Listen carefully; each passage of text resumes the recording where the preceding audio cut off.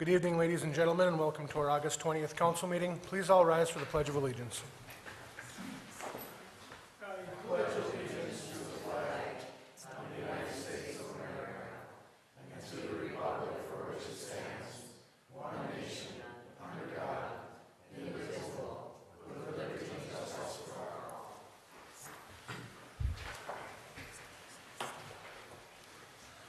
This evening we have two items in committee meeting of the whole, and we're going to start with the Safe Routes to Schools program. Brad Grable is here to present the proposal to us. If you'd like to come up and kind of just introduce yourself and say go into what you're looking for with this. Okay, thank you. Thank you to the City Council for inviting us here, and Ray Anderson. Kevin Trevelyan and myself are here representing Norway Vulcan Schools and the Safe Routes to School Committee that we have put together over the last several years, and it really picked up over this past year, into developing an action plan for our Safe Routes to School program. And as you can see on the map that's in front of you, the committee identified a few different routes where most students walk, take their bikes, or we receive the most traffic on the way to our complex. Those routes are 4th Avenue, Section Street, Walnut Street, and 3rd Avenue. Throughout this process, we involved parents, students, staff, other community members, and what we came up with was a pretty comprehensive action plan that will be submitted to the state for their approval. We've received a lot of guidance from representatives from Michigan State University and Wayne State University on this, and you may have seen them out and about early November doing their field audits, and then they gave that information back to us, and these were the routes that came up as needing the most work here in the city of Norway that lead up to our school. Because it's the Safe Routes to School program, we can seek improvements along those routes that lead up to Norway Vulcan area schools. They also did some studies with the traffic around our school and gave us some recommendations that our administration and school board are looking into for improvements. So we talked to Ray, and what we need is a resolution from the City Council to move forward. And that resolution, Ray, did you give them the language on that? Provided that a copy of that resolution in the report. Kevin has been involved with several communities, and he may be able to add some further information.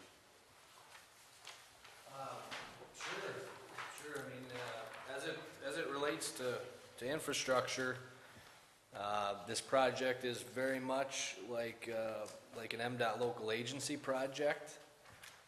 There's minor differences with the funding. You need to very clearly understand the funding mechanism here. Safe Routes to School is a 100% funded program for construction, which is better than normal programs. Local agencies themselves, though, are on the hook to fund engineering. So if you were to choose to move forward, it would be the city's responsibility to fund design and construction engineering. All of the construction costs up to the funded level would be paid by the state.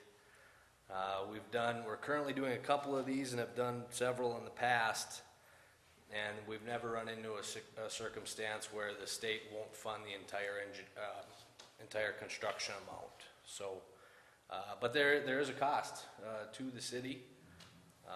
I calculated this out at a little over 6,000 feet of sidewalk, a raised crosswalk on 4th Avenue by the school, and all of the associated ADA ramps. That total infrastructure estimate right now is $385,000. There's no guarantee right now that if we submit this application at $385,000 that'll all be funded. We would work back and forth with the with the MDOT local agency folks and the Michigan Fitness Foundation to come to what I hope would be a successful grant application. It could be something smaller than that, probably nothing larger.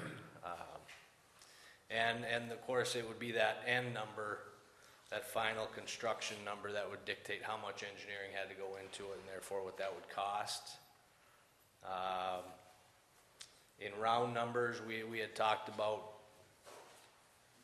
approximately 10% of construction cost as a reasonable estimate for engineering going into the job. I think probably with straight up sidewalks like this, and mostly ramp work, that could be possibly a little bit less, but at the same time, wouldn't want to mislead anybody. So we talked in round numbers of a fully funded application, possibly costing the city of Norway about $30,000. And that's not a bad return, $385,000 for 30, but it's there. It's a real cost. So that's why we wanted to come today. The team, the Safe Routes to School team, is at a point where we're ready to submit an application. Certainly, this infrastructure project would sort of be the big wow factor, I guess you could say, but there's also attachments to those applications that would include, I think it's $7,000 or $8,000 worth of non-infrastructure benefit to the school themselves, and that would be, that's a wide range of things for encouragement and incentive for kids to get out and walk or bike to school. So, any questions? I have a concern on the crosswalk that goes down to by the lake there, down to the parking area. That's going to be, it says raised crosswalk. Mm-hmm. What does that entail? It's raised, it's probably, it's only about 4 or 5 inches raised, and then there's ramps on either side. Everybody talks right away about plowing, and they can be plowed. We've looked at the storm sewer, and we would have to adjust some catch basins, but they're really high visible, grab your attention crosswalks for high volume pedestrian crossings. Well, I had a little concern with that too, for stuff like our garbage truck, taking a beating going up and down over that as they drive, and other heavy equipment, not just a vehicle, but even heavy equipment we run that would have to go over that and handle that. Yeah, it's not a speed bump. It's not like you would picture a speed bump at a park or something. It's more of a gradual tapered ramp, and then a flat walking area, and then another gradual ramp down. So it would serve to slow people down, but as far as impacts or real jarring of any kind of vehicle, it's not supposed to be like that. I have a concern with that. It's going down to the parking lot, and I don't know how many cars can go there. I would think probably 60, maybe 50. I would think that the main traffic for the kids to walk would be down on Section Street, and I don't understand why it would be going to the parking area when the parking area over there is basically utilized. You might have a couple staff members parking there, but when I go by there, there's not a lot of kids that park there, and it would be utilized for games, events held at the school, but there's not a lot of kids that cross there, to my knowledge. When I ride through there and look in the parking lot, there's not a lot of cars in that lot through the day. I think that what they were looking at there, Mark, was that a lot of parents are dropping their young children on that side of the street. They're coming, heading west on 4th Avenue, and they're dropping their children off there, and then the children are walking across the street. So this would be more for students who are getting dropped off versus anybody who's parking there. We have very few students, like you said, that park there during the day, but a lot of kids that get dropped off by their parents on that side of the street, and then they come across to the playground. Is this a state spec where they want it built up like that, or is this an engineering issue that you've decided to throw in there? I I wouldn't call it either of those. Actually, it was, this actually came from the ongoing discussions with the school teachers and the participating parents. Because I noticed a lot of the small towns in Wisconsin, they've got signs on the right, signs on the left, they've got the crosswalk zigzag. When somebody is in that crosswalk, you have to stop. That's a state law. And I mean, these things jump out at you. I can't imagine anything jumping out any more than what they have there. Yeah, I recall in our conversations, those, talking about those removable bollards at the center line, you know, a lot of different options were discussed, and this is sort of just where the team fell out. I just think that it would be a mistake for the city to buy off on something like that, because I don't think it's a good idea. I'm all for the project, but that raised walk there, I don't think it's a good idea for myself. Wasn't there some discussion about some work being done on the school grounds dealing with the student parking? And there's a possibility they're considering having some of that parking moved over into that area? Because there was big concerns about when people go through the school parking or school drive area there, the congestion, and that part of the recommendation was reconfiguring that area where people are parking, and Right. so there has to be an alternate parking area. And that's an ongoing discussion that we're having at the school. You'll see some changes as people come to the games this fall, recommendations that both of those groups gave us as far as where people should park and where they should cross. This raised crosswalk, just so you know, it wasn't something that was just thrown in there, but it was talked about as part of the project. It doesn't necessarily have to be included. I mean, the major part of what we're looking at here is how to get the kids to school. Where this part where we see the raised crosswalk there on 4th Avenue was, I don't want to say it was an additional recommendation, but it was something that they said you could use as part of that around the school traffic study that they did. And in answering Ray's question again, yes, the parking where the students and the parents, when they come to activities, that's been given a lot of consideration. Oh, right. My experience with the school situation up there is I would think you'd be better off to have the drop off for the parents going around the back of the school and have the buses on the main run.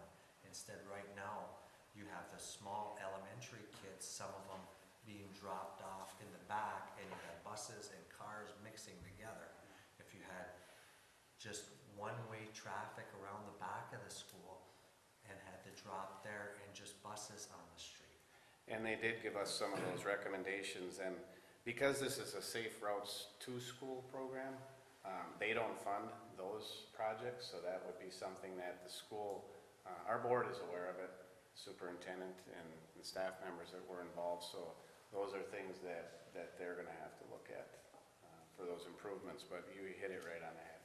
You know, you're mixing the buses in with the, and the buses take so long to dump off, and then if you just had the vehicles in the back, I think you'd be a lot better off. Ray, where is the city going to get their $30,000 of engineering costs? That's something we haven't investigated at this point. What's the time frame on this project? If the city commits to it, when we would have to look at funding the engineering? Would it be off for a year or two, or? Right, the submission dates, you can submit, schools can submit a Safe Routes to School application for funding at any point during the year. And then they have quarterly cycles that they take a look at these applications. And then they come back and say, you know, you need to make some adjustments or send some further information. Usually it's about a year out. So we don't expect, if we were to receive the funding and then the city was to go along with it, to start doing any of these projects until next year. Ray, with this safe, again, I'm for the project, but this safe route, with that sidewalk machine that was voted on last week, are we gonna have enough people to be plowing the sidewalks? I know it's very important, but we're $24 million in debt right now, and if we gotta hire just to plow We're, the sidewalks. we're not hiring anybody to run the machine. What's that? We have staff, current staff members that can handle that are not in the DPW. That's our plan. So we planned that out before we did that, before we went forward. And I got the same concern Jeremy does, being we're that far in debt right now. Just Where we're to gonna come up with answer the money. your question a little more specifically, the sidewalk program is part of the major and local street program. Okay, So those would be the funding areas that we'd have to look at. You can have contributions from outside, but they would go through the major and local street funds. but I'm for the project, I can't say that enough, but if it's coming out of the major street fund, we got streets that are really bad shape.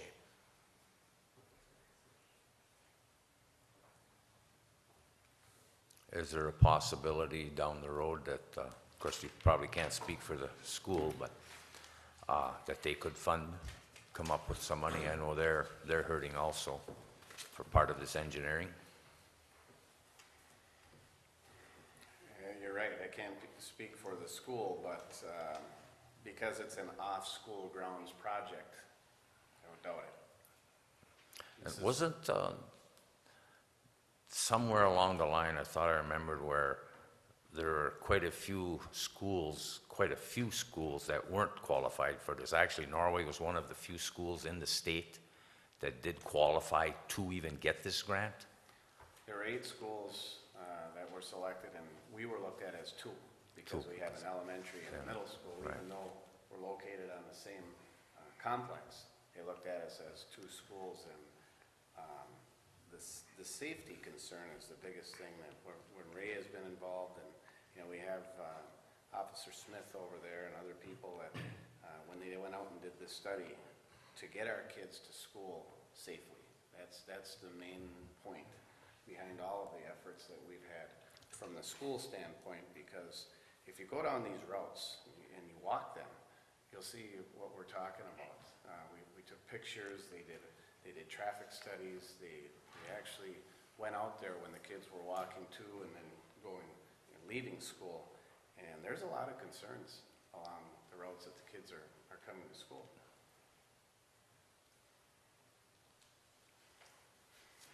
Is there any other questions, comments?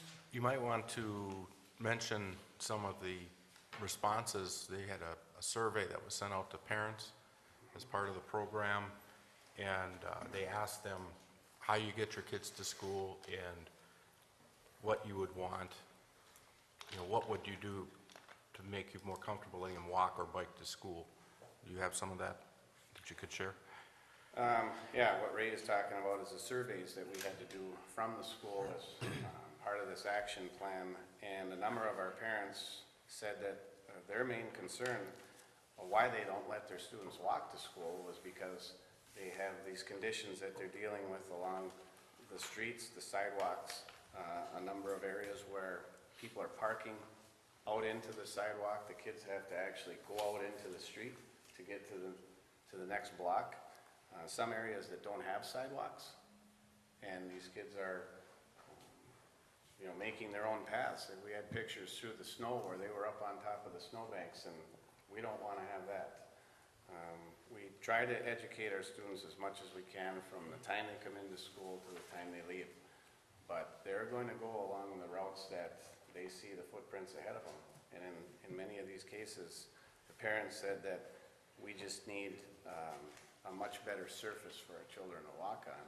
And then when you talked about your street sidewalk cleaning a piece of equipment, that would be outstanding. How much of the sidewalks on this route, I see where it's all red here, all those sidewalks are gonna be changed, or that's just the route? Well, no. I know for a fact that there are a couple of sections along Section Street where the sidewalk's in pretty good shape right now, and I think it's even 5 feet wide. So there might be a few small segments out of this that would be taken out. We're not gonna replace good sidewalk. The idea would be, I know 4th and 3rd Avenue entirely, and most of Walnut is narrow sidewalk right now and pretty much in disrepair.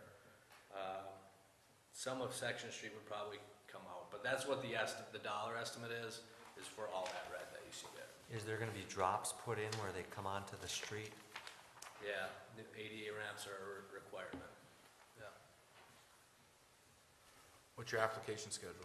How many times do you have to apply? That's a good question.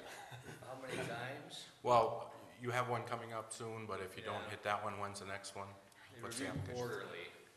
They review quarterly, So it'd be August and November, and then again, in the start of the year, they would start accepting that other third cycle of applications for this school year, so. I'm with Lee, though. I think that some of the burden has to come from the school system because the city's so far in debt already. And I'd like to see the project go, but $30,000 that we don't have, we're gonna need some help. And that 30,000 figure, that would be basically a maximum. yeah, right. It could be less depending on how much work and getting rid of a little raised sidewalk there too. Yep.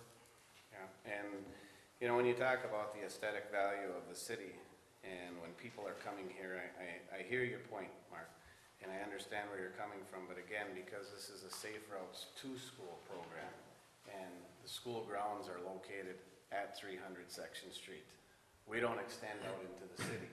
And our students are coming, they're walking, they're biking, they're getting dropped off, they're coming by bus. And as many school leaders would tell you, you know, when we bring people into our community and we say, here's our school, and these are the advantages that we can offer you for deciding to reside in Norway, to send your kids to school here, you know, it's another plus. And every student that comes to us, obviously, is more money for the school, but it's also, hopefully, if they're residing in the city or the township, you know, another taxpayer here. So we see it as an attraction for people when they move to this area also, or they're looking to move. But if the city doesn't have the money, if they gotta drive on a dirt road to get to the school, that's not gonna help. I noticed that there's no red mark going out towards Circle Drive or Forest Drive or Forest Park out there. Is that because there's not enough traffic along that route? Because that, out in the past, a student was hit by a car coming down that way. Foot traffic, yeah, you're right, there's not the amount of foot traffic coming from Forest Drive as there is coming from 4th Avenue, Section Street, and Walnut Street, and 5th heading to Walnut Street were the most heavily traveled areas. But we do have some students that come from out of biking lane and so on. But further than that, even a couple blocks out, their parents are usually bringing them in, or they get picked up by the bus.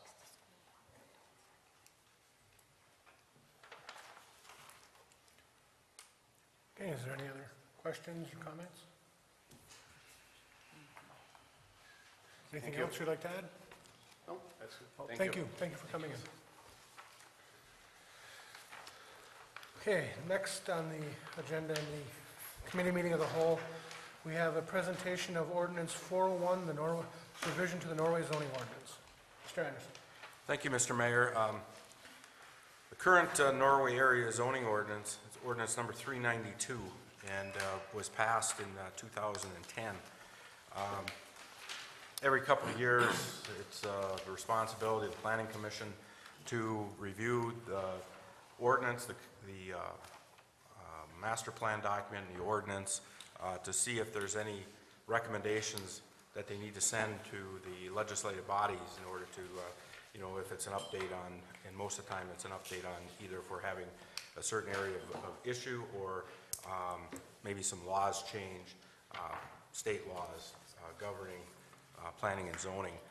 So this past year, the Planning Commission rolled up their sleeves and went through again in some detail the ordinance.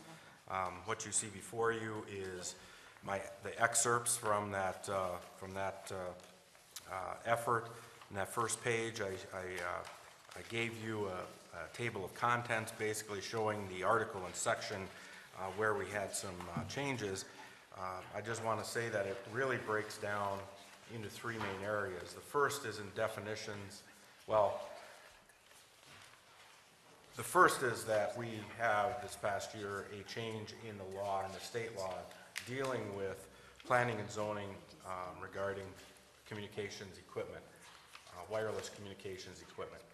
And there were some changes that needed to be made to the ordinance based on permitted and conditional use in the definitions and the zoning district schedule regulations. That is really a good portion of what we had to change in this ordinance. So a lot of it is syntax, it's semantic, based on changing the definitions in Article 2, and then in Article 3, a zoning district changing some of the language that we had on how we defined wireless communication equipment in permitted and conditional use. In that same vein, Article 4, which is Schedule of Regulations, again, that whole section dealing with wireless communications facilities needed to be updated to reflect the state law.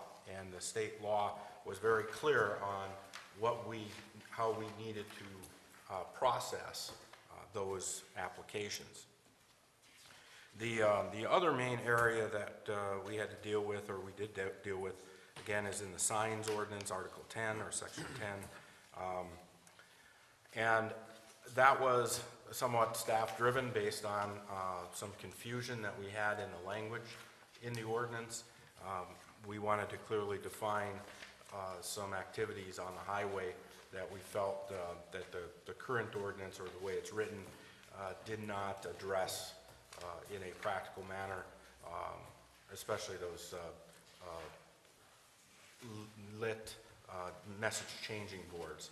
So we wanted to, in the Planning Commission, spend a good bit of time dealing with those, and we came up with the language that we have in front of you. Outside of that, it's like I said, it's pretty basic.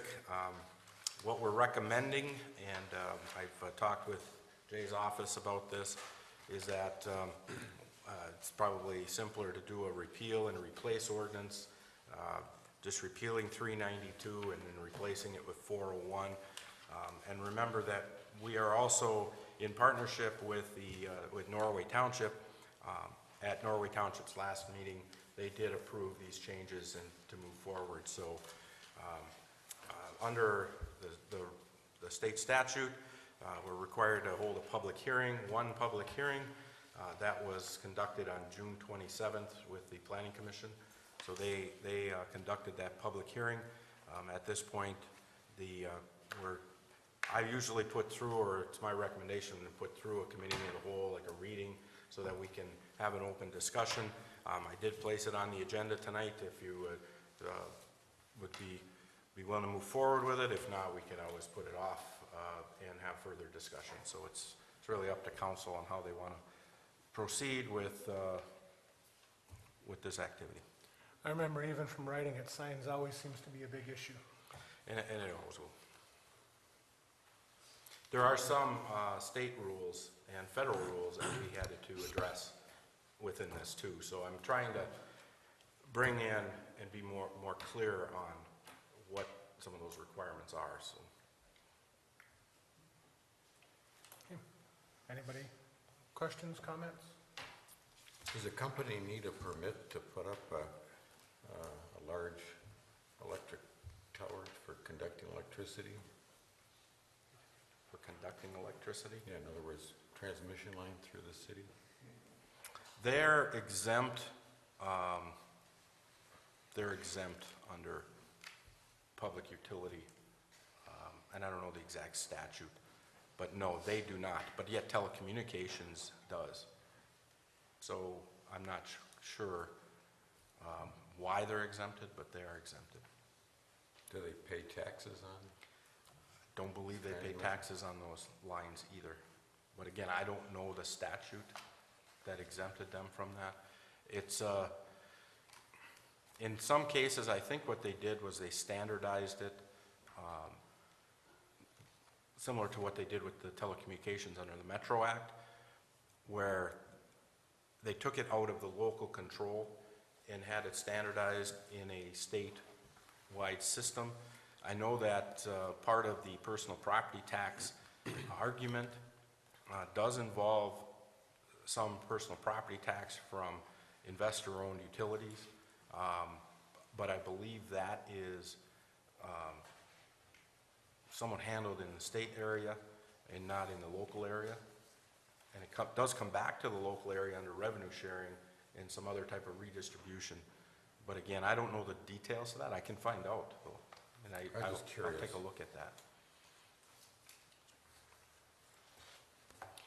Typically, because we have our own utilities other than natural gas, you know, we're somewhat behind the curve on dealing with franchise agreements and some of these, you know, some of these other issues that other communities are usually used to dealing with. So it's not a bad exercise to go through, and I don't mean to sound like it, to dismiss it, but we should go through and find that out. So it's a good question. Yet the railroad pays property tax, don't they, on the tracks that go through the city? They are a totally federal regulated entity, so no, we don't receive tax dollars from the railroad. They have their own right-of-way, it's their own property, and they're handled under antitrust through the federal government.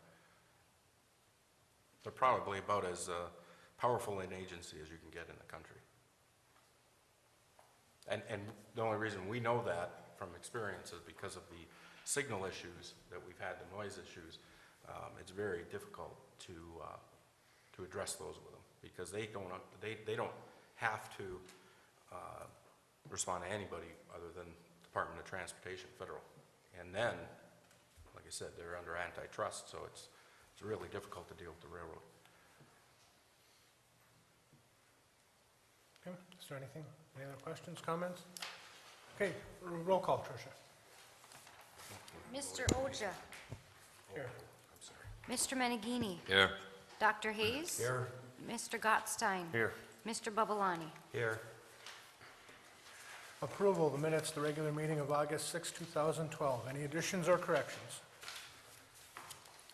If not, I'm looking for a motion to approve. I make a motion, we approve the regular meeting of August 6, 2012. Support. Motion made by Mark, supported by Dr. Hayes. Roll call. Mr. Menegini. Yes. Dr. Hayes. Yes. Mr. Gottstein. Yes. Mr. Babalani. Yes. Mr. Oja. Yes. Approval manifest 2012-16 in the amount of $956,760.64. Of this, $632,000 of this is taxes, and another $105,000 is purchase power. Any questions, Mark?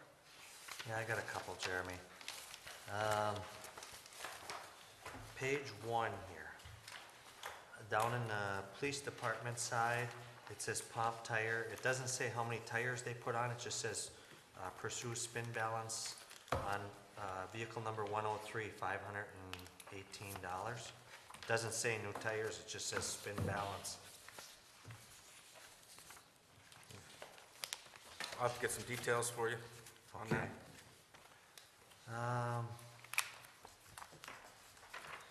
On page 2, if you look under the Department of Public Works, it says chain assembly, all lift systems, 18 total is $1,655.40. And then if you look at page 5, down on the bottom on the electric side, it says all lift chain assembly 18, and those are only $762.60. It says same amount in parentheses, it says 18 total on both of them. Mark, if you look over to the left, there it says 12 on Public Works and 6 in electric. I think there was 18 total on one invoice. Oh, okay, okay. What are those chain falls, Joe? No, what it is, Mark, is the MyOSHA requirements, all of our chains annually have to be sent in for inspection. Over the years, as you probably well are aware, a lot of chains that were purchased were your basic hardware type store chains. Yeah. All the links were stretched, they didn't pass the inspection from All Lift. We are required, because all of our chains are subject for lifting purposes, they have to be graded chains with the lifting tags on them to be legal to use. So we had to buy some chains. Okay. Page 4, capital projects. Coleman Engineering, the downtown area improvement, 5,590. Is that for the parking lot project and stuff like that, Ray? Yeah, that's for the Main Street project, went to the DDA. Is that full payment or is that installments? That's installments. The DDA is paying that bill, and we're running it through capital. Okay, it We're doesn't running say, all the costs through capital. it doesn't say how many installments or anything, so I Okay. didn't know if that was in full. I believe that's all I got. Okay, Chris? Covered most of my questions. Dr. Hayes? No questions. Lee? All mine were covered except one here, and more curiosity than anything. Page 5, Northern Landscaping repaired damaged irrigation line, $250. Did we do this, or did somebody else damage it? If that's the case, we should bill them. I can take that one, Lee. We had a service drop for the cable department that was going into a home that was bad. We went in and dug in a new one, and when we removed the old line, the wire that senses when the sprinkling system pops up is black, just like the cable TV line. They were running behind a air conditioner condensing unit, and the guys accidentally cut it and had to be spliced back together, so.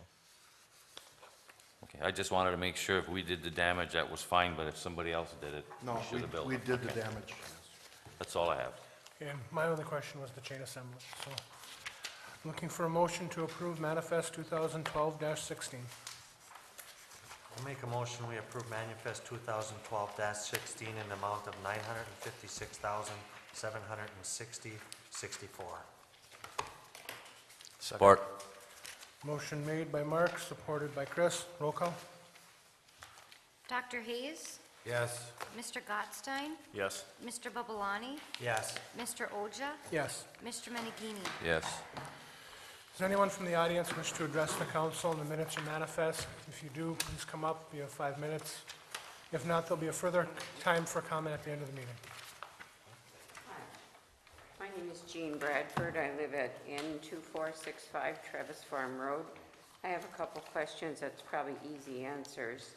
On the city band, $8,000 is given to the city band. Is that a one-time yearly thing we do? That's correct. Yes? Yes. Okay. Next question. On the payroll envelope stock and the pre-stamped window envelope stock, there's 11 charges on both of those. Can you explain that, please? Every What that department is, has that. yes, when they buy those, depending on the use, each department is charged a certain percentage of that bill. Because like the utility bills, all departments are on the utility bills, so they each count for a certain percentage of it. Okay, and is that per every 2 weeks or once a month, or how often does that occur? It's whenever we need to reorder and stock, our shelves with the envelopes for those things. It's based usually on, how many we're using. Okay, so like to spend on that minor envelopes, we've spent $898.48 for 2 weeks. No, it's gonna last longer than 2 weeks. Do you remember how many we ordered? I don't know if the stamps are on there too. Postage is usually included on the stamps too, so you have to take that into consideration. Okay, They're pre-stamped. and then I had, in regards to the electricity on this final page, where we purchased $105,179.84 of electricity. Does the hydroelectric plant ever produce enough electricity for the city of Norway without purchasing? We have, depending on the amount of water that we get and the load that we have from the residents, from our customers. Typically, you know, over the course of the year, we produce about 60% of our electrical needs. So there are certain months, if we, like I said, like in the spring with spring runoff, we have a low load and we have a good runoff, we end up selling excess back to the grid. So Summer is tough because we have low water and there's high demand with air conditioning and that kind of thing. So we Well, the usually tax- purchase more in the summer. The taxpayers have put a lot of money into the hydro plant. And I realize that when the water is low and whatever, you cannot produce that, you know, the 100% electricity, but that's a lot of money that we're spending on purchasing electricity. that is true. Is that through Wisconsin Electric, or who do we get Well, that? right now, we have our contracts with Wisconsin Public Power. We're a member of WPPI. Just remember that what we went through over the last 5-6 years, you know, we're heavily regulated on that dam by FERC, Federal Energy Regulatory Commission, and we can't just arbitrarily pond the water, what they call, you know, you take and let the water levels get high, and then when you have high load, you dump it and produce a lot of electricity. We have a certain 1-foot bandwidth that we're allowed to keep the river.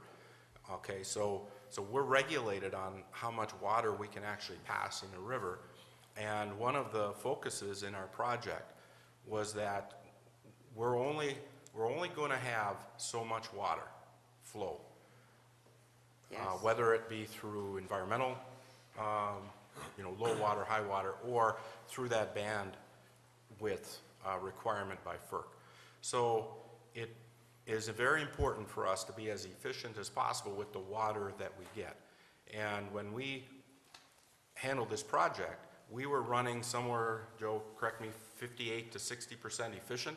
58%. 58, which what they call it water to wire, which is the water flow in correlation with the power generated. Okay. The new project is coming out 87, 88% water to wire efficient. So we gained close to 25% efficiency. So we have more electricity generated on the same volume of water going through. And that is a direct benefit now to our ratepayers. So, you know, that is something that we have to manage, is the FERC requirements, the environmental, how much water or what the weather is like, environmental concerns, you know. And then, like when I started with the city, our budget for purchased power was about $250,000 a year. Right now, we're at about 1.4 million. And we have not had a substantial increase in load in the community on an annual basis. That is all due to the increased cost of the power being sold to us. You know, so that is there are a lot of factors: the deregulation of the electric industry, the new rules that they put in place in their Midwest utility, the cost of power being sold. You know, there's a number of reasons why that went up, but none of them are within our boundary. I mean, they're all outside, external, that we have to deal with. So do you foresee that we are going to continue to have to purchase power? We will always have to purchase power. What we did when we signed on with WPPI is we looked at Wisconsin Electric's proposal to us. We looked at WPPI's proposal to us. And what we saw through that model, through their proposal, is that we can't get away from the systematic increases every year on purchased power cost. But what we can do is, by becoming a member of WPPI, we flattened out that level of increase over a 30-year period. So where what you see is the curve that we would be spending with an investor-owned utility shot up past the increase slope that WPPI had for us, and we're seeing that now when we look at what the purchase power costs are from We Energies or other investor owns. So we will always be dependent on an outside energy source. Unless we develop a energy source outside of the hydro. Okay. I mean, we're regulated by the river, so. Correct me if I'm wrong, Ray, but there are no tax dollars in that electric department. It pays for itself. There are no tax dollars are coming from the city going to pay for that. Right, it's a Okay. it's a utility customer-based Yes. expense or revenue. Okay. Well, that was the questions I had. I thank you. Thank you. Welcome. Anybody else? Okay. Two items on the agenda for this evening. First one is ordinance 401, Norway area zoning ordinance. We just discussed this in committee meeting of the whole. What we'd like to do tonight then is pass this, which would also repeal ordinance 392, which was the old zoning ordinance. Is there any other questions or comments from council? If not, I'm looking for a motion.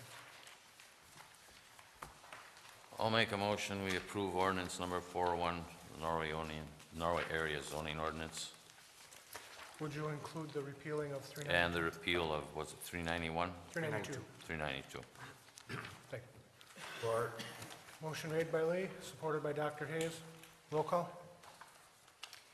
Mr. Gottstein? Yes. Mr. Babalani?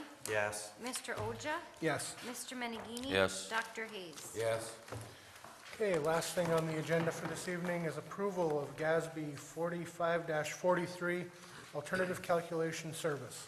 Mr. Anderson. Okay, thank you, Mr. Mayor. The next item, last item on the agenda is a GASB 45 requirement that the City of Norway, because of our size, we're required every 3 years to do what they call an alternative calculation for the post-employment benefit, mostly our post-employment health care benefit. That is an accounting requirement. And in the past, we had Burnham and Flowers handle that for us, but we received a letter this year, which I have included in your packet, basically saying that because we don't have our healthcare program through them, they're dropping all of their small customers from this activity. They're no longer handling this for on its own, let's put it that way. So what we did was we looked around for other alternatives, other companies, and we did receive one quote from this Watkins Ross out of Grand Rapids for $3,500, but we also received a quote for a computer software program that would in essence do what we needed to do for $1,200. We handle the inputs in-house. I've had Mary look into this quite a bit. I talked with our auditor to make sure that it was that he was okay with it, because that's what he'll do when he comes in to do our audit, is he'll make sure that you'll want to see that we have this completed in the right fashion. And he said that in his terms, that for a community our size, organization our size, that he would highly recommend this route, this $1,200 for this program. There is another small charge, I believe, Mary, isn't that true? When we get that point, they'll have to produce the report. We send it to them, basically electronic. They produce the report. The auditor said that we can't produce our own report for the audit purpose. That's that once every 3 years. I believe that's a small. They didn't give me a price on it. They said it was a minimal fee if that's what our auditor required. We can produce a report. It's just whether the auditor wants it reviewed by them after we've input the data. They charge us a small fee to produce that report and send it to us once every 3 years. We did contact 2 other communities that were referenced for this program, and they both gave it a very positive reference. So, Is this a one-time purchase, or is there maintenance on the software? it's a one-time purchase of $1,200. Is there an annual maintenance? There's no annual maintenance. The $1,200 is basically, you lease the software through their website. And the $1,200 covers one report, which covers a 3-year period. Okay. So every In those 3 off years, years, yeah, in the off years that you're not producing a report, you have access to the software. If you want to go in and keep it updated, you know, if somebody retires, you move them from your active to retire. You can keep it updated for the 3 years, but then when you would get to the point of having to redo your report in 3 years, then you would pay the $1,200 again. what were we paying the other company before? The other company, the fee I think 3 years ago was, the way they did it was like $2,000. But if you opened up the trust with them, then you were allowed to put the $2,000 in your trust and they basically didn't charge you. Instead, they monitored your trust. Now that they're not doing it any further, what I want to look at is having the trust moved even locally here to the bank.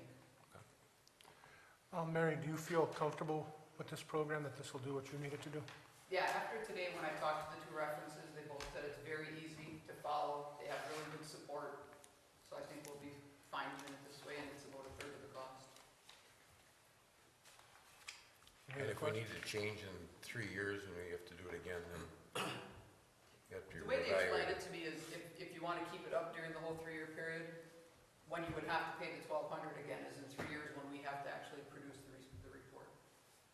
Basically, we'll have use or access to that for 3 years.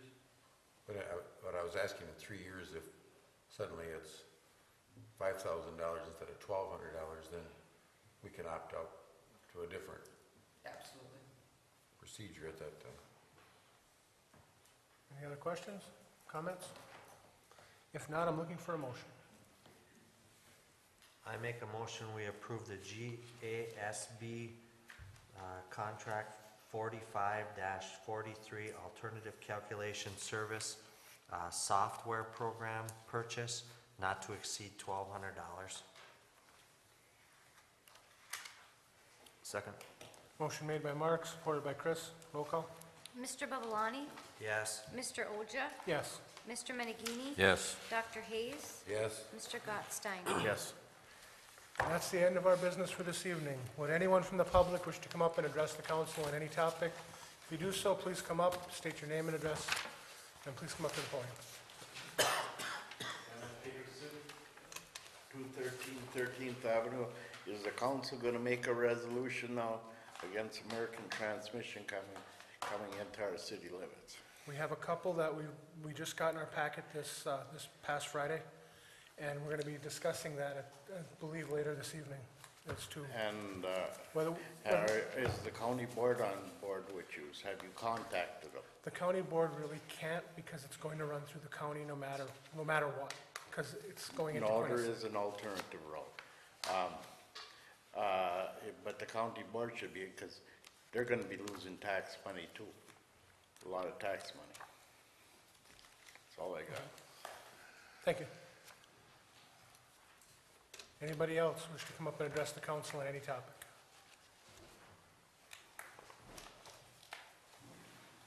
Mr. Mayor, Bill Harris, it's been quite some time since I've been downtown. Many familiar faces. I'd like to introduce a gentleman who's with me this evening, who works with me, Mr. Tom Brody, back there.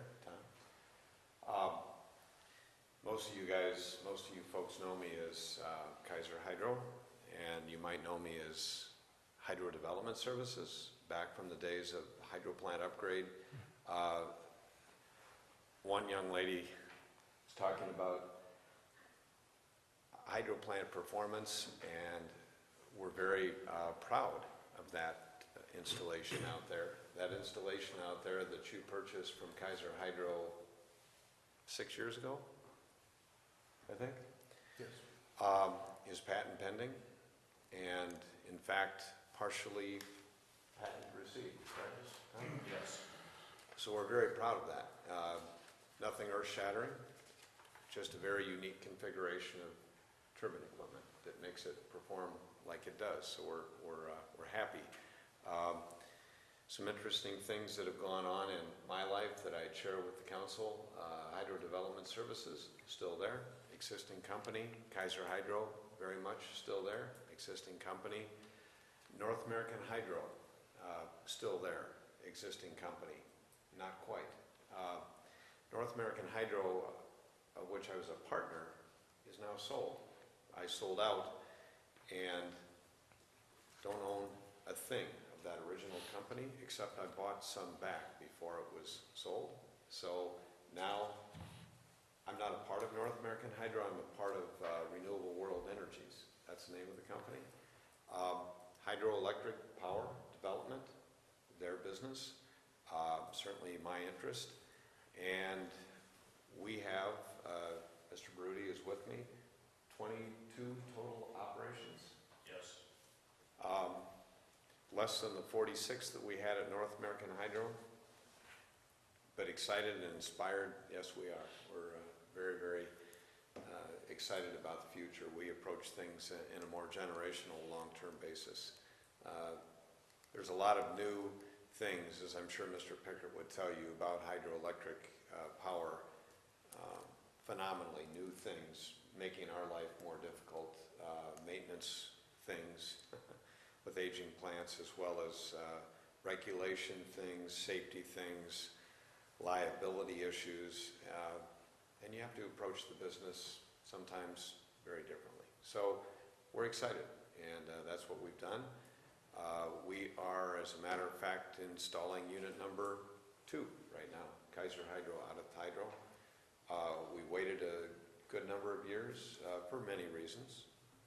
I guess you'd say right, many reasons.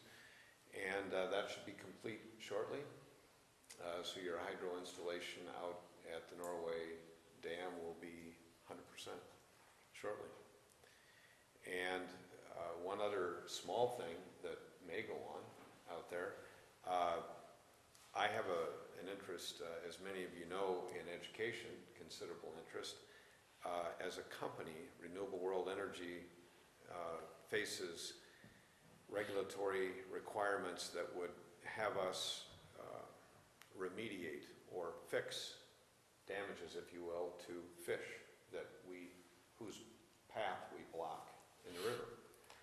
As you can understand, dams do that.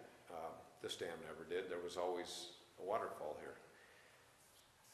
And so one of the ways to remediate those things would be to build fish ladders, and other ways to remediate those things would be to hatch fish, create fish, and then move them and place them. We're looking into that. And as a matter of fact, a school in Iron Mountain, Kingsford School, high school, is quite interested in working with us, and we have been formally approached the city. Don't know what's going to happen, but on this basis, we might do something out at Sturgeon Falls, and it would be a partnership that we would seek, but this is all very initial. You have a very good location for experimentation with sturgeon, and that's the target species that we would potentially look at hatching. That's a coming thing, and so we'll let you know how that goes. So I thought I'd just say hi and see how you're all doing. Thank you. Okay, thanks. Anyone else from the public wish to address the council? Oh, yeah. Dr. Hayes. Well, you've indicated we could discuss these Oh, yeah. two different proposals. I'd like to get the input from the rest of the council. I think it's very important that we pass a resolution against putting the transmission lines in. I believe that they're making a major decision next month, and to put it off another month would be a mistake. I think if we're going to have any impact at all on their decisions, that we need to move forward quickly. I'd asked to have a resolution in their packet last meeting, and there wasn't, and so that's why I wrote one up, because I understood that there wasn't going to be one this meeting as well, but Jay's most kindly written one, and I think they're both reasonable resolutions. I put mine together 15 minutes on Thursday night, so I got it in late. Well, I thank you for putting the time to put one together. I'd like to get the input from the rest of the council as far as whether these resolutions ought to be passed, one or the other, or both. So I'm curious what the rest of the council feels. Well, I guess I'm agreeing with Doc. I think we need to do something. We can't lay back on this, and I think we need to pass a resolution, and the one that Doc presented here, I'm totally on board with that one. I don't know if somebody wants to read it, or it's not very lengthy. Well, before we have any reading of a resolution, we should have one picked, and I think, I know Lee, and I talked to Lee, he's got some concerns for both. I've got some concerns on each one. I don't know that Well, they're my, ready. my concerns on it is maybe they're both good, and I feel we should pass something. I'm just saying, and I'm not an English instructor, maybe they can be smoothed out a little bit. But I really like Doc's better. I think he was more, no hard feelings, Jay. He was a little more specific, especially mentioning the property values. We were just trying to give you a document that Yeah. you could work from, that's all. And then you can add, subtract, multiply, and divide on it. There's no concern about that at I all. think we could, there's no reason why I see why we can't pass these tonight. And we can even maybe next meeting get another one and pass that one, maybe combining the two of these together and smoothing it out a little bit. I think we'd be better off to, I totally agree with you. I think we need to pass one as soon as we can, but maybe we should, rather than approve one tonight and then have to go back and smooth things over, maybe we should have a special meeting and pass it, smooth it out, and then pass it later on in the week or whenever. I don't know what the timeline is, when you can have this special meeting for the ordinance. I don't know if does that have to be published, Ray? No, this is just a resolution. There's a resolution, it doesn't have to be Well, published the in spe- any the way? Well, special special meeting- meeting would have to. Special meeting would. Special meeting. We'd have to advertise it, was it 18 hours, I believe, in advance. Yeah, to call a special meeting, you only need an 18-hour notice ahead, so we could set one up and have it the next day. Well, I don't know what has to be smoothed out. If we have to have anything smoothed out, we could smooth it out right now, I would think. Doc, you Doc, presented it, you do wanna you read want to read yours? through it? The one you put together? Whereas ATC has indicated that they may build a high-voltage electric line through the corporate limits of the city of Norway, and whereas such a transmission line are known to decrease property values, and whereas the health concerns of the people living near the line, such lines, where there are health concerns for people living near such lines, and whereas the construction of the line would inhibit further growth and development in the areas around the lines, and whereas the area being considered for the lines lose much of its natural scenic value, and whereas power utilized in the Upper Peninsula should be produced in the Upper Peninsula, and whereas the citizens of the city of Norway will receive no benefit from this power line, therefore be it resolved that the City Council of Norway opposes such construction of a high voltage electric line through our city, and further resolve that if a power line is needed, a new substation should be built, hopefully east or west of this area. I put that part in just because the man had indicated that that would be the bottleneck. Power coming north would all end up in the same Quinnipiac substation, and to me that doesn't make any sense. If they want redundancy, if they want another power line, they ought to put in another substation someplace, and hopefully, like I said, east of here or over towards Escanaba. My biggest concerns with that resolution were whereas the power utilized in the Upper Peninsula should be produced, ATC doesn't do any producing of power. They have no control over that.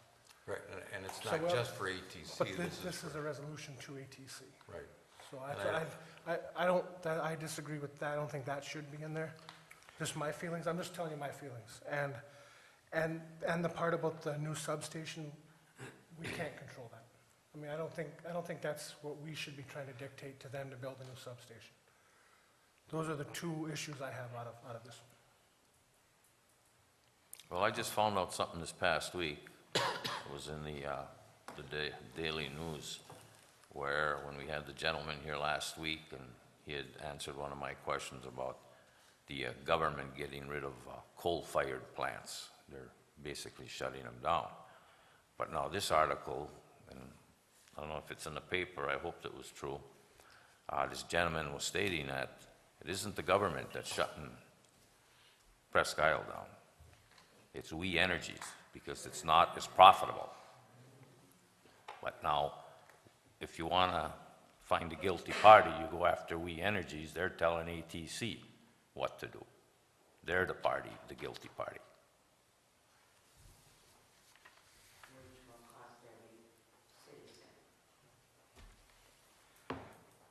When, one of the things that Jay's office and our office were working on over the last couple of weeks on the resolution, we wanted to include the specific sections.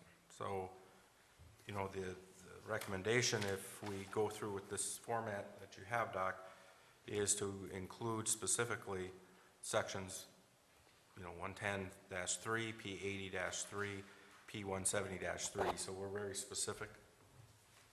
You know, where it says talk running through the city, be very specific with them. Those numbers, Ray, is that the actual line? Those are Yes, the, those are the lines that proposed routes. go- Right. the one exactly. with that map with the blue lines, those are the three sections that I touch the I still city can't limits. make heads or tails out of that map. Yeah, but the only thing is, I agree with Doc, is that we're trying to have the, bypass the city totally. We don't want them No. to shove it from one area just down a couple miles and go through there. But So- those are all the sections that touch the city limits of proposed route.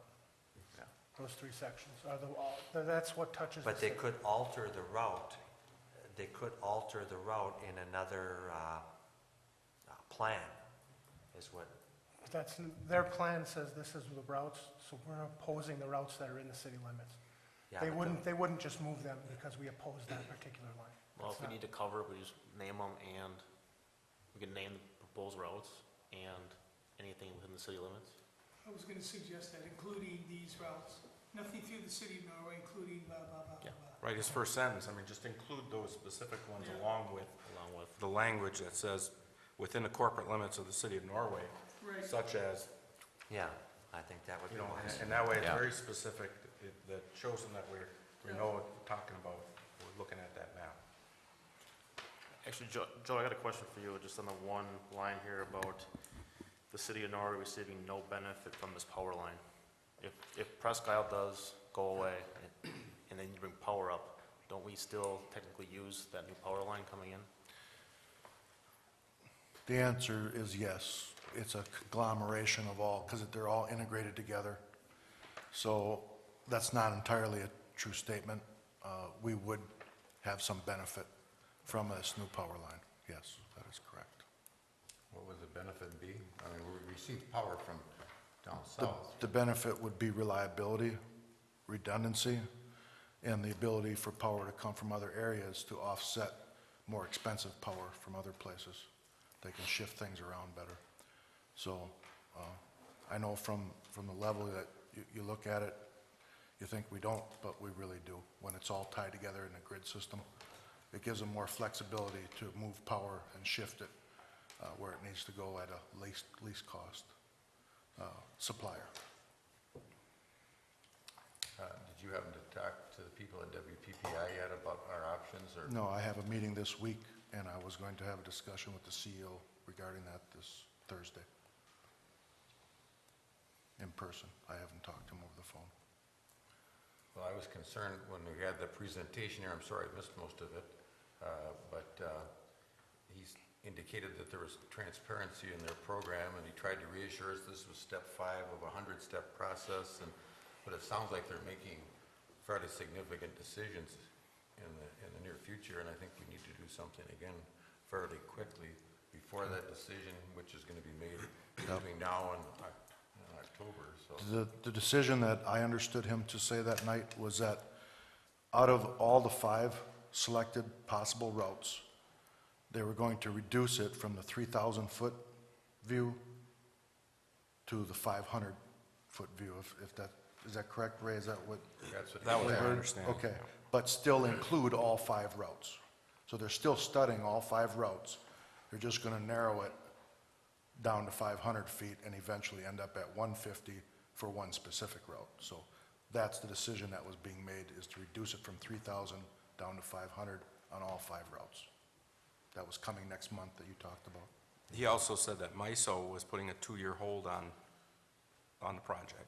That is correct. The only part of the project, in my understanding from that discussion, was the Green Bay up to the Crivets area. That part needed to go right away. The part coming up north here was put off for a few more years. Weren't they going to also do something over by Escanaba? There's a 138 kV line Yeah, 138. that they have to install in the Escanaba area for more electrical support, so they don't have blackouts over there. That's for redundancy and reliability purposes. That one is gonna go right away. In fact, the engineering's I already know there done is on it. construction going on right now. Yes, they're starting the engineering on that. Surveyors are out surveying that line, and that one is going, but that's not anywhere near us.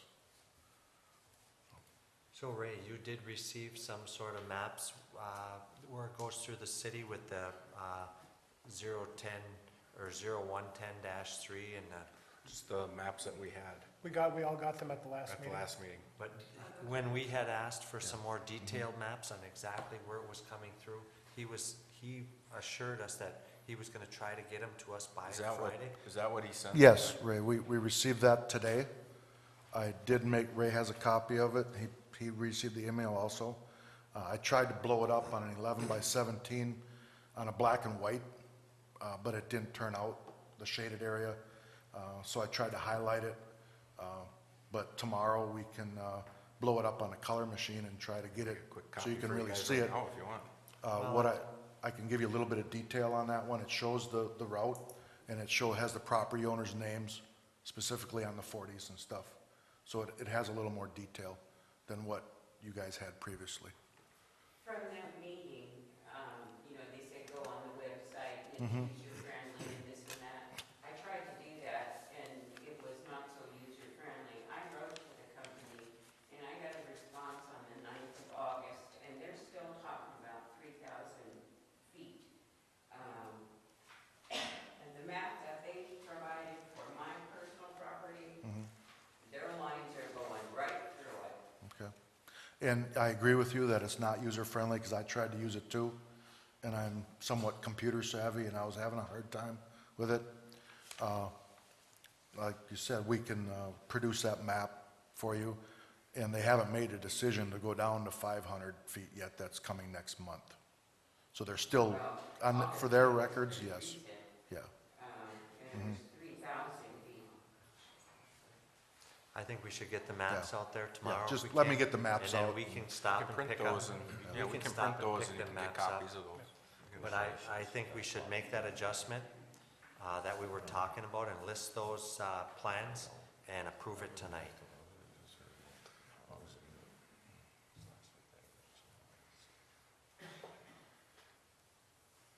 So what other discussion? What appeal, like, I told you my concerns. Does anybody else have concerns? What do they feel about No, the ones I had? I'm not the only voice here, so.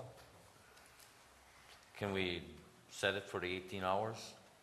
Post it and do it instead of passing both of these? Because they said they both have good parts. Can we Have a just special- look at J's and just add in the sections plus the city limits? That covers everything that Doc has in his and addresses your concerns and my concerns. I think Doc's is more specific. I would like to just run in there those 3 plans in where we talked about putting them in. And you can leave out the 2 parts if you have a concern about it. I guess this resolution shouldn't have to do with substations or power production anyway, but it just made sense to me that they ought to be producing power up in Marquette instead of piping it all the way. Oh, I agree. I think they should too. For this resolution, I don't think they fit in for this to ATC, because those, Well, again, my resolution wasn't just ASTC. My thought was what their policy ought to be for power production and power utilization in the Upper Peninsula. I disagree with making all these, taking all the land out of production, forest or farming or whatever, and they're producing the power here. But I certainly wouldn't object to taking those two parts out. The last two parts there, Doc, is that what you? Well, I'm with Doc. I don't think that it's specifically for ATC. That's the resolution we were putting together, was That's to the- send to ATC. Oh, just to send it to ATC? Okay. This was what, that was, as far as I understood, that's what everybody was looking for, was a resolution to go to ATC. Because they're the ones that were opposing their plan. Then I could be wrong on that too, so if council feels different.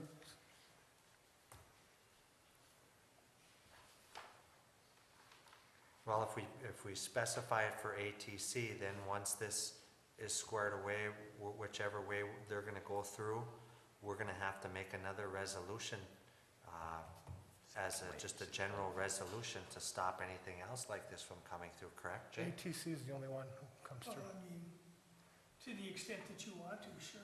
But I mean, it's like saying, well, we don't want somebody to put a road somewhere. I mean, you can just say blanket, we don't want any new roads built. However you want to do it, that's up to the council and to the citizens. I think if you take this, Dr. Hayes' resolution, he's made those little corrections, add that language in, that should suffice. If you want to come back with a general resolution beyond that, you certainly can do so, and we'll assist in preparing that. So that's entirely, I don't think it's necessary, but we will be glad to do that. Well, then we can just specify it for ATC. Right. But I think we should approve something tonight and make those corrections, and it sounds like everybody will be happy with it. Okay, what do you think, Jay, for including that part, put it down here, kind of right after? Insert the sections right in here. Right. Now therefore be it resolved that the city of Norway opposes construction of the high voltage electric line through the city, including, Right, sections, right, one. those three sections. And then those two paragraphs that you said you had objection to, if nobody Just hears, take it, you two can lines, strike it yeah. out. That would be this here. Right. And then if you struck those out, you could pass that, and I can, Tricia, we can make a copy. What about the no benefit What to about the the no, city? yeah, what about the no benefit? Well, that's up to the council. That's fine with me. Say minimal benefit? It'll be minimal benefit to the city? Or none. I would strike it. Strike it maybe. Yeah, strike it. Okay, Okay, Yeah. okay, strike that one up. there's your resolution. Can we get a copy? Photocopy?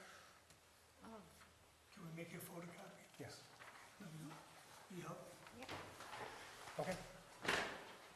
Is everybody satisfied with? If we do, it'll be resolution 2012-23. If somebody wants to make the resolution. Make the motion.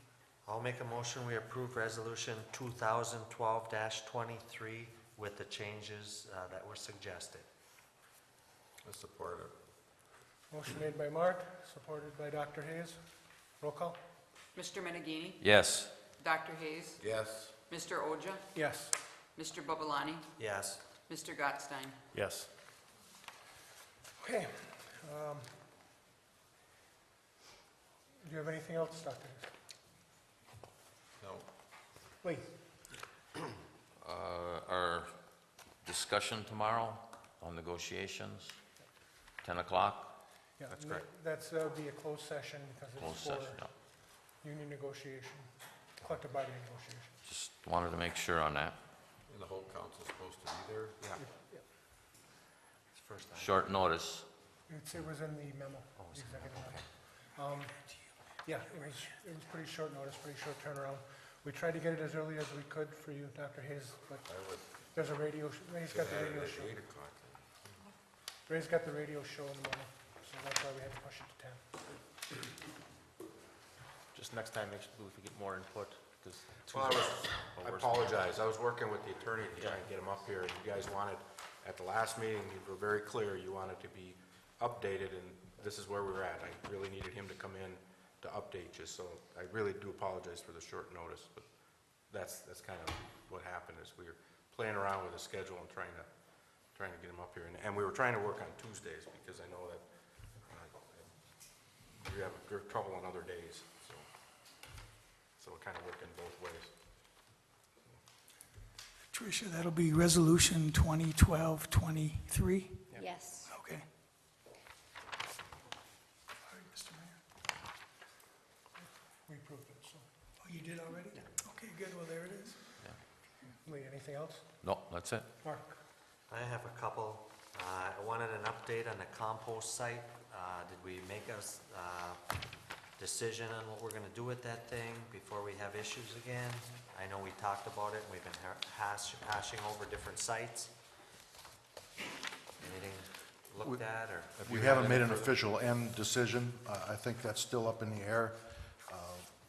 Ray and I were talking about it, and we think that some of the comments that were made by other council members, that the area it's in was where they wanted it to be. We can work with that. My only suggestion was that if we do leave it there, that we have it fenced off and we have open hours and stuff that people can use it, and try to control non-residents of the city, Wisconsin residents dumping in that area.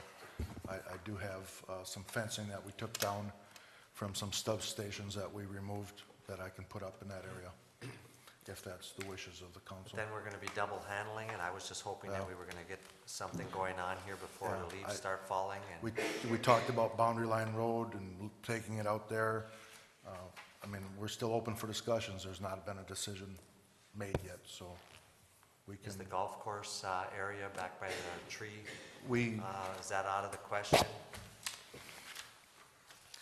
I would like to put another driveway entrance in there if we would do that, because of all the, well, in the winter, you don't get a lot of compost, but during the summer, where everybody bringing leaves, they would be using the same driveway entrance as the golfers in the parking area. If we did do it there, which is a good possibility, I would like to put another entrance just for the compost site. That's something our guys could handle, Yes, we could take care of that ourselves. you know, Absolutely. because the leaves are gonna start falling here shortly. Yep. We talked about the spraying of the leaves, or spraying of the weeds downtown. I read Ray's memo. I would like to see us utilize Terry Spence rather than, I know he's getting paid by the DDA $300 a month, I believe it is. And I think he could handle that, and he wouldn't have to have any certifications for spraying, would he, Ray? Being he's just like a subcontract, He'd have to get certifications. he would have to get certification? Yeah, if he's doing it for us. I thought he was a subcontracted service. But he'd still have to have his own certifications if he's doing it for as a commercial. Okay. Joe, I still have some concern. I read Ray's report on the Pupor subdivision upgrade or whatever we needed to do there.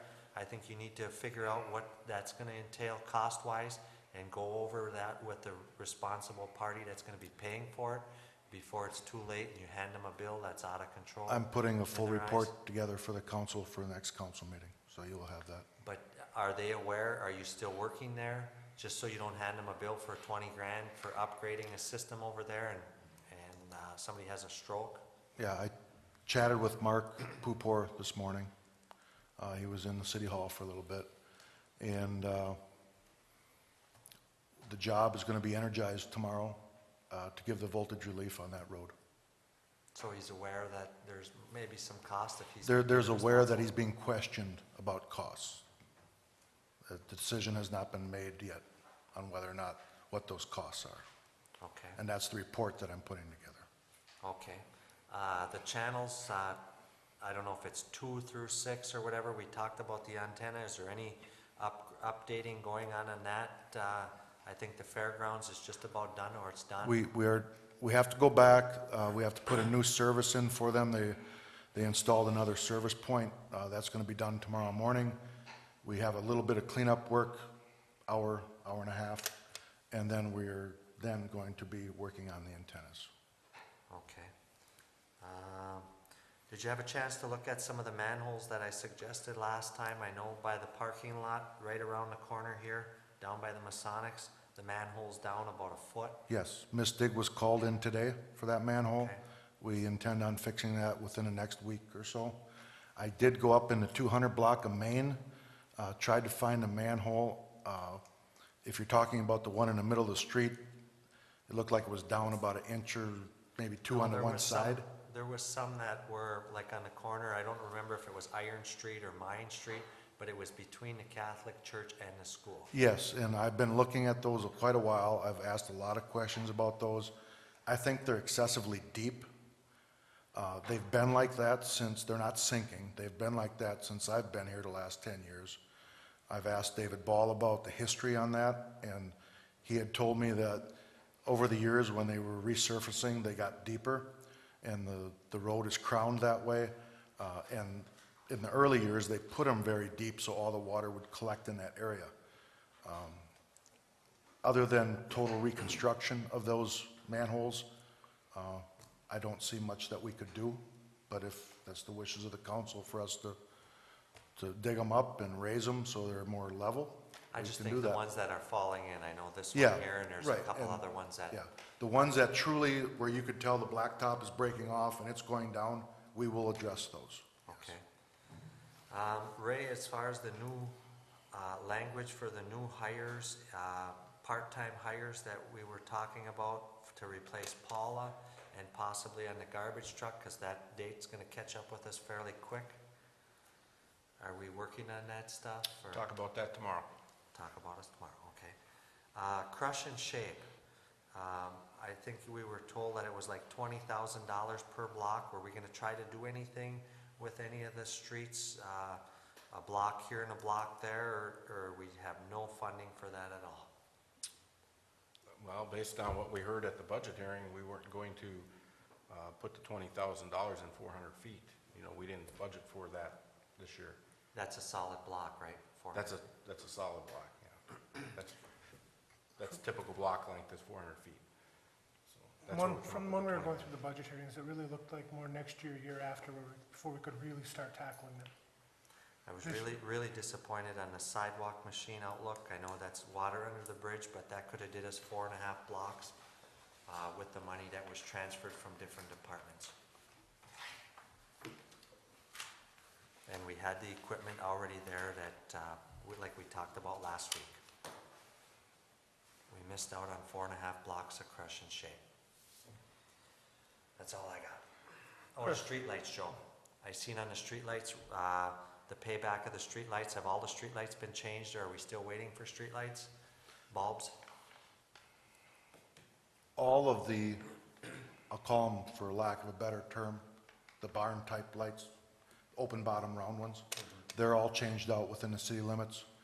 We have approximately 14 more on the US 2 corridor to change, and when that's complete, then we'll be done. The meters, I think it said something about some meters in there. All the updated meters, electronic read have been changed. I know we've been fighting with that for years. Yeah, we've Something been was working, said on meters and it's been a slow process trying to do it when we have a little extra money to throw at it. We have a handful of large customers that don't have the auto reads yet, and there's about 6 residences that we cannot put the new meter type in. It's such an old style that we would have to actually rebuild the service on the side of the house, and we have not done that. We haven't been successful working with some of these residences because it's their equipment that would have to be changed, so. Okay. But they're almost complete, yes, Mark. Okay, that's all I have. Chris? Nothing tonight. The only thing I have is with that ATC resolution, I have started discussion with the township, just very preliminary, and they're at least willing to take a look at what we do and consider something for themselves, but it's still very preliminary. So I just wanted to let everybody know that. And I don't have anything else. Mr. Anderson? Do we need to have a executive session on real estate? Or is it preliminary? We can have, yeah, Okay. we should probably do that. Okay. At the close of the meeting, we'll have a closed session to discuss real estate. Joe? Yes. Anything? Other than tomorrow morning at 8 o'clock, we're going to have about a 3-minute outage for some of the residences on WPA Road to energize the little piece of line we just put in and switch them all over to help them out with their voltage problems over there. And I was down in the hydro for a while today. Everything's going well. The rubber roof is being installed. They started installing that today. They expect to be out by Wednesday. Everything's With that going well. outage on WPA Road, have Yes. we put that on Channel 7? Have It's we- on Facebook. Okay, that was in my Yes. next one. We put it on early this afternoon on Facebook. Yes. In the future, I think that we still should put it on Channel 7, because I don't know if a lot of people, elderly people use Facebook. Okay. Just hit it both. The more places we can get it out, the Yeah. better. Mary, anything? Tricia? Nope. Ray? No, I have nothing for it. Okay, with that, we're looking for a motion to close regular session, go into closed session. There will be no business conducted after the closed session. Make a motion to close regular session and go into executive session. Support. Motion made by Chris, supported by Mark. Roll call? Mr. Oja? Yes. Mr. Menegini? Yes. Dr. Hayes? Yes. Mr. Gottstein? Yes. Mr. Babalani? Yes. Thank you, ladies and gentlemen.